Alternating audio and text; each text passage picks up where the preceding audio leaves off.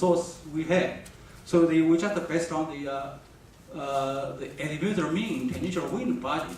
That's the equation everyone can get it. It's very easy from the azimuthal mean tangential wind field momentum equation, and you can get the azimuthal mean.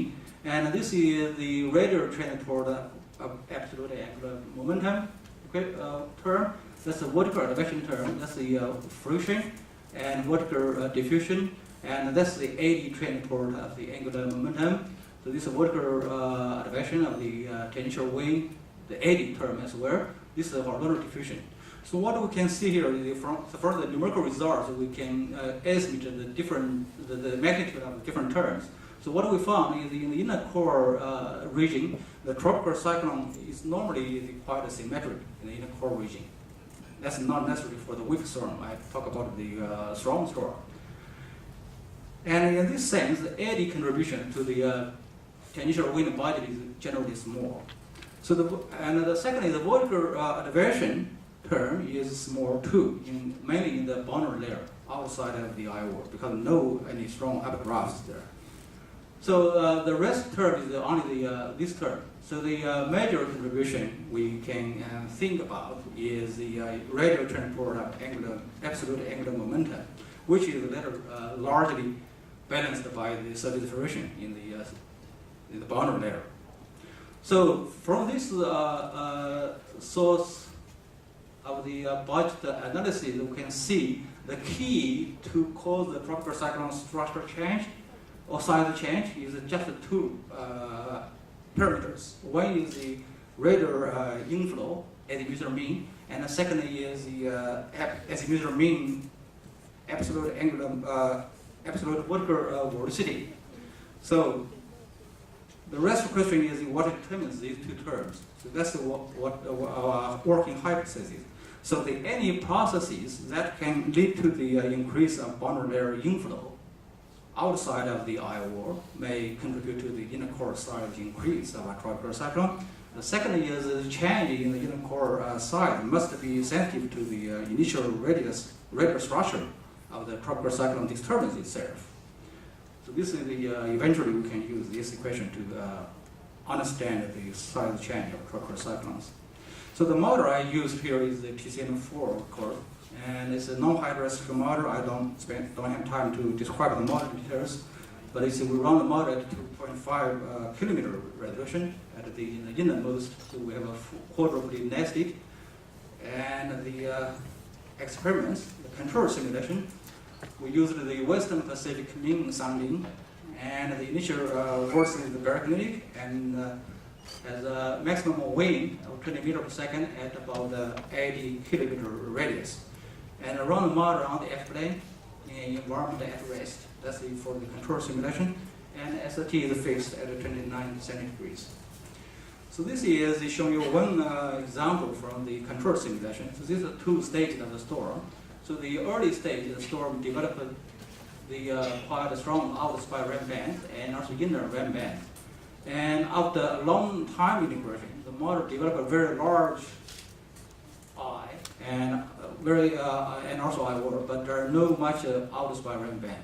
So what I shown here is just to say, in this stage, the storm size increase.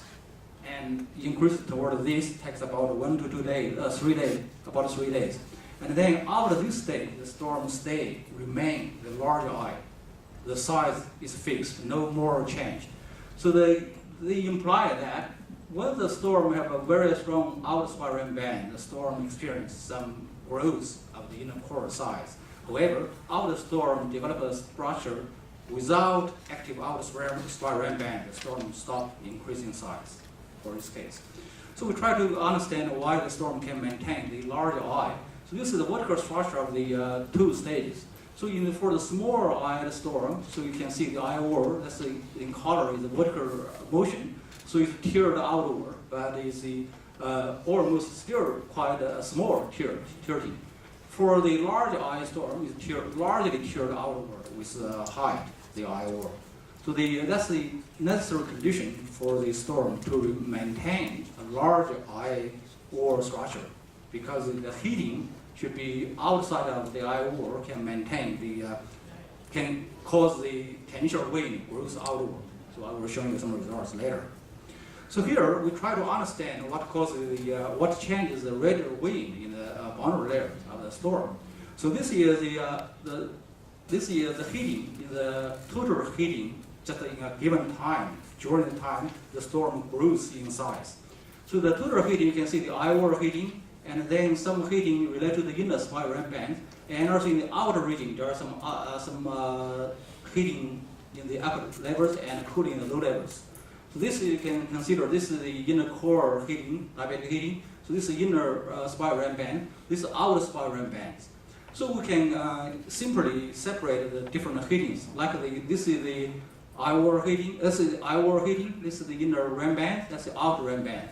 So we use the Sawyer-Eliason equation, because the Sawyer-Eliason equation is a linear equation. We can separate the secondary circulation forced by the heating at different regions of the storm. So this is the results we got. So this is the radial wind. You can see the inflow in the boundary layer, outflow in the upper levels, and then upward motion in the I-wall. This is the force by the heating in the I-wall. So the second panel here is showing you the heating in the inner spiral bands. So what do you see here? Inner spiral band eventually force a very strong inward inflow in the boundary layer, and also inflow in the middle troposphere. So this is the inflow in the middle troposphere and in the boundary layer forced by the inner spiral band play a critical role for the storm size increase. So for the outer spiral bands, you can see the inflow in the boundary layer is quite weak. However, the inflow in the middle troposphere is quite significant. So this is the important outer spiral bands play a critical role for the increase of the size above the boundary layer. So inner spiral band is mostly for the inflow in the boundary layer, because the U, called the U bar, is the contribute to the size change of the storm. So this is our schematic diagram showing the tangential wind budget. So if we have the RAM bands, we have the convergence to the RAM bands in the boundary layer flow, and of course the upward motion here. And if the vorticity distribution, the absolute vorticity distribution like this, we have the inflow, of course, their inflow bring the angular momentum in and increase the wind in this area. This is the outer core region. So if the wind is increased outside of the radius maximum wind, of course it increases tangential wind expand outward, because the storm inner core side increase of the storm. So what affects the activity of the spiral band? Because we talk